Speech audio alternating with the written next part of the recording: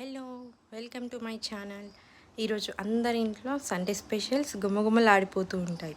So ఇలా ఈరోజు మా ఇంట్లో కూడా మంచి ఫ్లేవర్డ్ రైస్, మెంతి కూర, బఠానీ ఇంకా అన్ని వెజిటేబుల్స్ వేసి ఫ్లేవర్డ్ రైస్ చేస్తున్నాను. అది చాలా బాగుంటుంది, హెల్త్కి కూడా మంచిదే, ఎందుకంటే అన్ని వెజిటేబుల్స్ ఉంటాయి. పిల్లలు ఎవరైనా ఇష్టపడి తింటారనమాట. సో ఈరోజు ఆ రెసిపీ చేసేస్తున్నాను, చూసేయండి. ముందుగా ఆయిల్ ఇంకా గీ అది మీ టేస్ట్కి తగ్గట్టుగా వేసుకొని, ఇంకా మసాలా ఐటమ్స్ ఉంటాయి కదా, దాల్చిన చెక్క, లవంగం, అవన్నీ వేసుకోవాలి. నెక్స్ట్ ఆనియన్, పచ్చిమిర్చి అవి కూడా వేగాక అల్లం వెల్లుల్లి పేస్ట్ అండి ఫ్రెష్గా దంచుకొని వేసుకుంటే ఆ ఫ్లేవర్ చాలా బాగుంటుంది. ఇంకా వెజిటేబుల్స్ నేను క్యారెట్ ఇంకా ఆలు వేసాను. మీకు ఇష్టమైతే బఠానీ బీన్స్ అండ్ ఇంకా క్యాలీఫ్లవర్ ఏదైనా వేసుకోవచ్చు.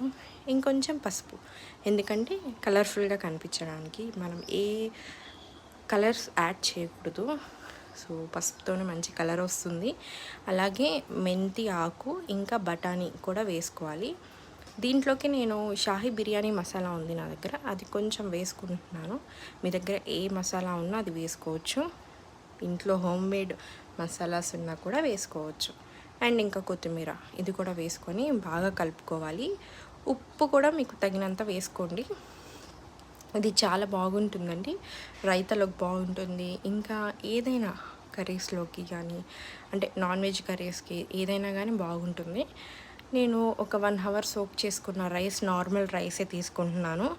బాస్మతి రైస్ కావాలనుకున్న వాళ్ళు అది కూడా తీసుకోవచ్చు. ఇంకా 1:2 సంథింగ్ ఏదో రేషియో ఉంటుంది కదండి వాటర్కి, అది వేసుకోండి. నేనైతే సరిపడా వేసేసుకున్నాను, నాకు తెలుసు కాబట్టి. ఇంకా అలాగే విజిల్ పెట్టేసుకుందాం. ఒక 3-4 విజిల్స్ వస్తే చాలు. చూసారు కదా ఎంత చక్కగా రెడీ అయిపోయిందో. వావ్, నోరు ఊరిపోతుంది, అంత బాగుందన్నమాట ఈ ఫ్లేవర్డ్ రైస్. మీరు కూడా చేసుకొని ట్రై చేయండి. అండ్ ఈరోజు మా స్పెషల్ ఇంకొకటి వచ్చేసి మటన్ కర్రీ, ఇది కూడా చాలా బాగుంటుంది. మీకు ఎవరికైనా ఇవి మటన్ కర్రీ కావాలి అంటే నాకు కామెంట్ చేయండి, నెక్స్ట్ అప్లోడ్ చేస్తాను. అండ్ నా ఛానల్ని సబ్స్క్రైబ్ చేయండి, లైక్ చేయండి, కామెంట్ చేయండి. Thank you.